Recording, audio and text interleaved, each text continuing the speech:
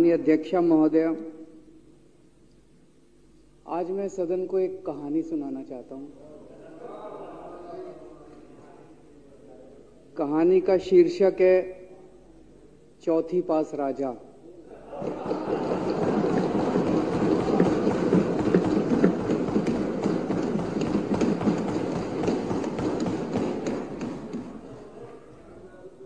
आपने बचपन में राजा रानी की बहुत कहानियां सुनी होंगी। मेरी कहानी में रानी नहीं है,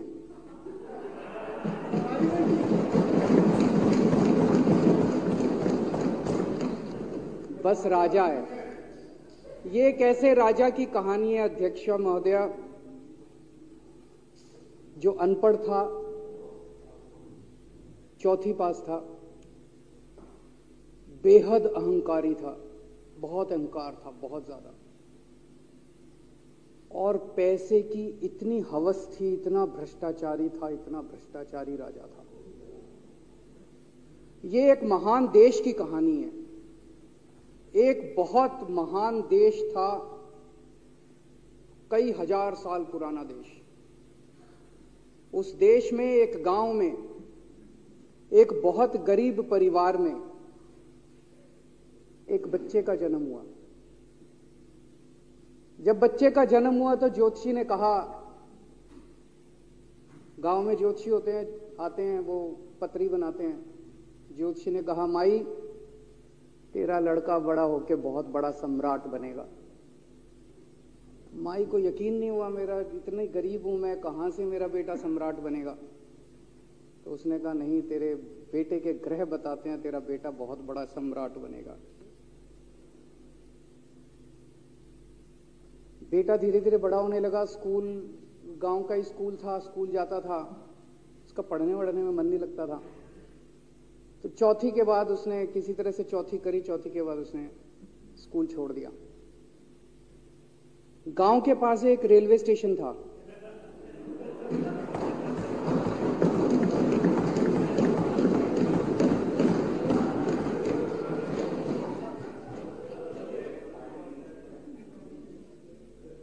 तो घर का खर्चा चलाने के लिए वो लड़का वहां स्टेशन पे चाय बेचता था।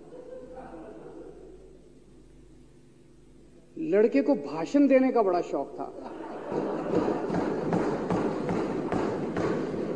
सारे गांव के लड़कों को इकट्ठा कर लेता, आसपास के गांव के भी इकट्ठा कर लेता, सामने वो खाट डाल लेता, उस पर चढ़ जाता और भाषण देता।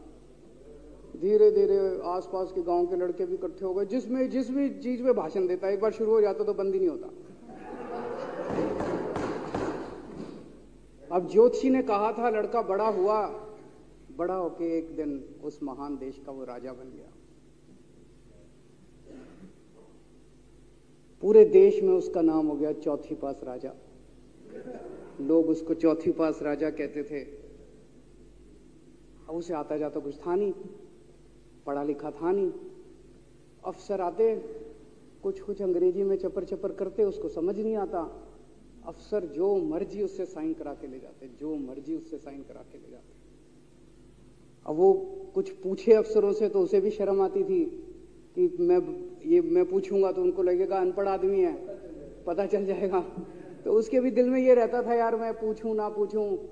पता नहीं किस किस चीज पे उसने चौथी पास राजा ने साइन कर दिए। फिर धीरे धीरे राजा को ये बुरा लगने लगा, यार ये मेरे को चौथी पास कहते हैं। तो उसने एक फर्जी डिग्री बनवा ली। कहीं से फर्जी डिग्री बना के ले आया एमए की। बोला मैं एमए हूं। तो लोगों को लगा, यार ये तो ठीक नहीं है, ये तो फर्जी डिग्री हम बना के ले आया हमारा राजा। तो लोगों ने आरटीआई डाली। जो आरटीआई डालता उस पर 25,000 रुपए जुर्माना।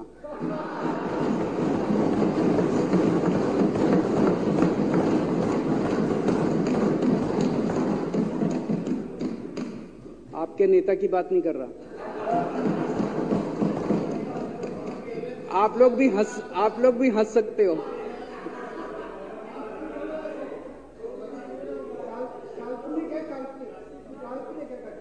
तो जो आरटीआई डाले उसको 25,000 रुपए का जुर्माना, जो आरटीआई डाले उसको 25,000 रुपए का जुर्माना।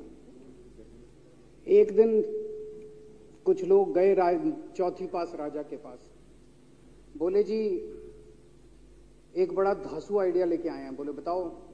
बोले जी नोटबंदी कर दो, भ्रष्टाचार खत्म हो जाएगा देश से। तो उसने कुछ पूछा, उसे कुछ समझ नहीं आया राजा को क्या कह रहे हैं क्या नहीं, पर उसे लगा यार कुछ धांसू आइडिया होगा। उसने एक दिन रात को 8 बजे टीवी चैनलों पे जाके नोटबंदी कर दी। बोला सारे नोट बंद। पूरे देश में हाहाकार मच गया, तड़प गए लोग, धंधे बंद हो गए, दुकानें बंद हो गई, लोग बेरोजगार हो गए, बुरा हाल हो गया पूरे देश। लंबी लंबी लाइनें लग गई पूरे देश के अंदर। लोगों ने जाके उसको कहा जी नोटबंदी कर दो, आतंकवाद खत्म हो जाएगा। ना आतंकवाद खत्म हुआ, ना भ्रष्टाचार खत्म हुआ, देश बर्बाद हो गया। वो महान देश जिसका वो राजा बना था, वो देश 10 साल 15 साल 20 साल पीछे चला गया उस नोटबंदी से, उस चौथी पास राजा की वजह से। एक दिन कुछ लोग गए उस राजा के पास, बोले जी खेती खूब बड़ी हो जाएगी, ये किसानों के कानून पास कर दो। अब उसको कुछ अकल नहीं थी राजा को, अनपढ़ राजा था। उसने साइन कर दिए, 3 काले कानून पास हो गए किसानों के। पूरे देश के किसान सड़कों पे, जगह जगह मोर्चे, 750 किसानों की मौत हो गई 1 साल के अंदर। अंत में राजा को वो कानून वापस लेने पड़े। धीरे धीरे देश की समस्याएं बढ़ती गई, क्योंकि राजा ऐरे गहरे। इससे पहले एक और राजा आया था, मोहम्मद बिन तुगलक, वो भी ऐसे ही करता था। कभी उसने देश की राजधानी बदल दी, कभी बोला मैं चमड़े के सिक्के बनाऊंगा। उसी तरह से ये था अनपढ़ राजा, कुछ भी कर देता था। अब राजा को एक दिन लगा यार मैं तो राजा बन गया, पता नहीं कितने दिन रहूंगा। तो उसकी गरीबी में जो जीवन उसने जिया था, उसे लगा यार पैसे तो कमाने चाहिए। पैसे कैसे कमाऊं? पैसे कमाऊंगा तो जनता में छवि खराब होगी। तो उसने अपने एक दोस्त को बुलाया और उस दोस्त को बोला कि ऐसा करते हैं कि मैं तो राजा हूं, सारे सरकारी ठेके तेरे को दिलाऊंगा, सारी कंपनियां तेरे को दिलाऊंगा, सरकारी पैसा तेरे को दिलाऊंगा। नाम तेरा, पैसा मेरा। तेरे को पूरे उस पे 10% कमीशन तेरे को मिलेगा, सारा पैसा मेरा।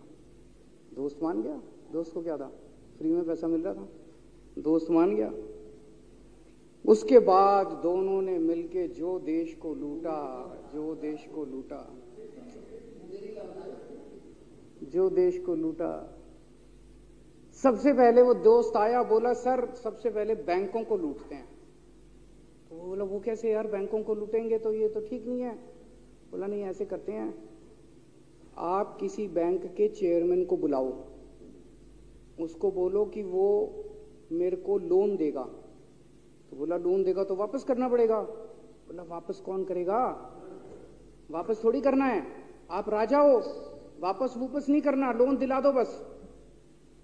तो राजा ने एक बैंक के चेयरमैन को बुलाया, बोला इसको लोन दे। तो वो चेयरमैन की सिट्टी पिट्टी गुम हो गई, यार मैं तो मर जाऊंगा, फंस जाऊंगा। वो भाग गया।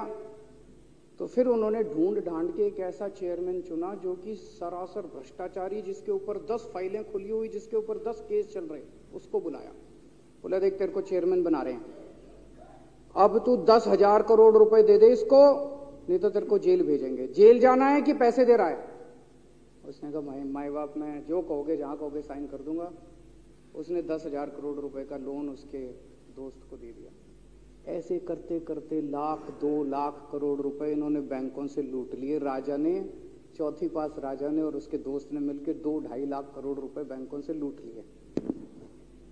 अब बैंकों से पैसा लूटने के बाद उन्होंने देश को खरीदना चालू किया। सबसे पहले उन्होंने देश के एयरपोर्ट खरीदे, पहले 6 एयरपोर्ट खरीदे। फिर उन्होंने बिजली कंपनियां खरीदी, फिर उन्होंने बिजली के दाम बढ़ा दिए पूरे देश के अंदर। फिर उन्होंने सी पोर्ट खरीदने चालू कर दिए, फिर उन्होंने कोयले खदानें ले ली, फिर इन्होंने पुलिस को भेज भेज के जो लोगों की कंपनियां थी, प्राइवेट लोगों की कंपनियां, यहां बंदूक रख रख के उनकी कंपनियां छीन ली राजा ने और उसके दोस्त ने। हाहाकार मच गया पूरे देश के अंदर। इतनी महंगाई हो गई, इतनी महंगाई हो गई पूरे देश में। पहले गैस 400 रुपए सिलेंडर होती थी, चौथी पास राजा के आने के बाद 1100 रुपए सिलेंडर हो गई।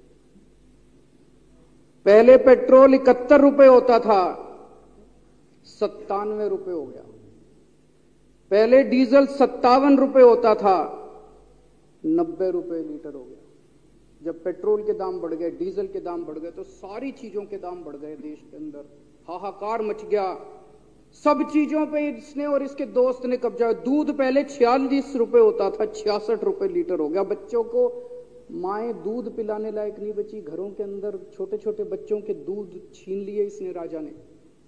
सरसों का तेल 90 रुपए लीटर होता था, 214 रुपए हो गया। बताओ, धीरे धीरे पूरे देश में हाहाकार मच गया। लोग अब राजा के खिलाफ आवाज उठाने लगे, लोग उसके खिलाफ बोलने लगे। तो राजा ने कह दिया, जो मेरे खिलाफ बोलेगा पकड़ के जेल में डालो। एक के बाद एक राजा ने लोगों को पकड़ पकड़ के जेल में डालना शुरू कर दिया। किसी ने राजा का कार्टून बना लिया, उसको भी जेल में डाल दिया। किसी ने राजा का नाम गलत ले दिया, उसको भी जेल में डाल दिया। किसी टीवी चैनल वाले ने राजा के खिलाफ लिख दिया, उसको भी पकड़ के जेल में डाल दिया। किसी जज ने राजा के खिलाफ कोई ऑर्डर कर दिया, उसको भी पकड़ के जेल में डाल दिया। ना जजों को छोड़ा, ना पत्रकारों को छोड़ा, ना मीडिया को छोड़ा, ना व्यापारियों को छोड़ा, ना उद्योगपतियों को, किसी को नहीं छोड़ा। राजा ने पकड़ पकड़ के उसने चौथी पास राजा ने सबको जेल में डालना चालू कर दिया। एक महान देश कहां से कहां पहुंच गया। उसी देश के अंदर एक छोटा सा राज्य था, उस राज्य का एक मुख्यमंत्री था।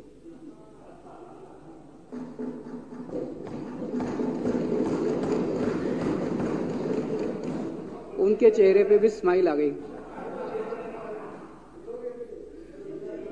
उनके चेहरे पे भी उम्मीद की किरण छा गई। वो मुख्यमंत्री अपने लोगों का खूब ख्याल रखता था। वो मुख्यमंत्री कट्टर ईमानदार था। वो मुख्यमंत्री कट्टर देशभक्त था। वो मुख्यमंत्री पढ़ा लिखा था।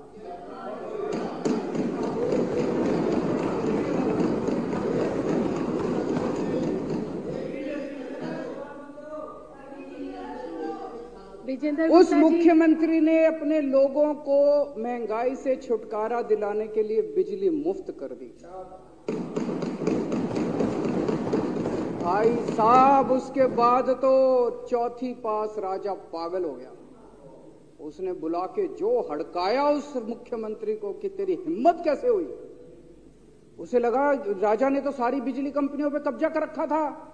उसे लगा अगर ये बिजली मुफ्त करने लग गया तो बाकी देश में तो मेरा बेड़ा गर्क, मेरी बिजली कंपनियां लुट जाएंगी, ऐसे कैसे चलेगा। उसने उसको कहा, खबरदार, तूने बिजली मुफ्त की। मुख्यमंत्री नहीं माना। धीरे धीरे उस मुख्यमंत्री ने अपने गरीबों के स्कूल ठीक करने चालू कर दिए। तो राजा ने उसको बुला के और हड़काया। राजा बोला, ये क्या कर रहा है तू, स्कूलों के में बच्चों को पढ़ाता है, तू स्कूल खोल रहा है, ये बंद कर, ये सब, ये नहीं चलेगा इस देश का। वो नहीं माना मुख्यमंत्री। फिर उसने मुख्यमंत्री ने सबके इलाज मुफ्त कर दिया, सबके लिए शानदार मोहल्ला क्लिनिक खोल दिए, इलाज मुफ्त कर दिया। राजा तो बिल्कुल ही पागल हो गया। धीरे धीरे जनता को पता चला कि राजा कैसा है। एक दिन लोगों ने उस राजा को उखाड़ के फेंक दिया।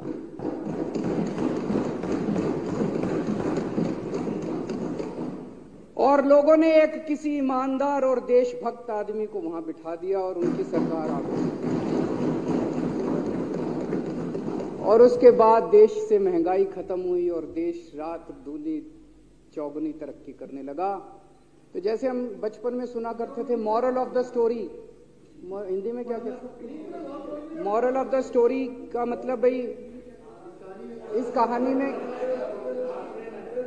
क्या प्रेरणा मिलती है। इस कहानी से ये प्रेरणा मिलती है कि अगर आपके देश में महंगाई है, आपके देश में समस्याएं हैं, आपके देश में सब कुछ गड़बड़ चल रहा है, तो सबसे पहले जांच परख के देखो आपका राजा अनपढ़ तो नहीं है।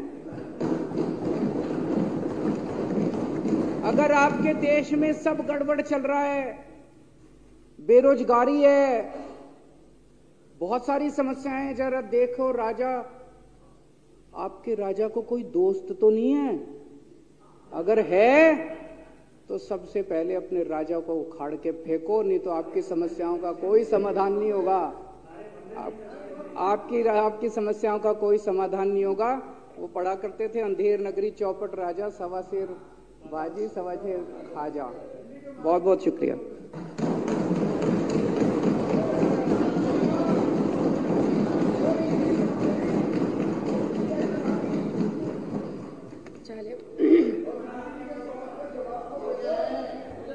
संकल्प पारित करना।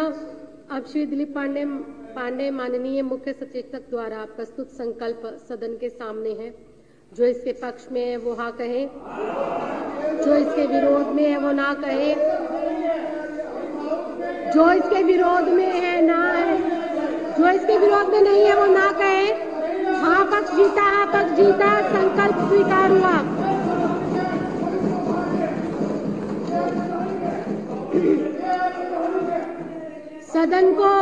सदन को अनिश्चित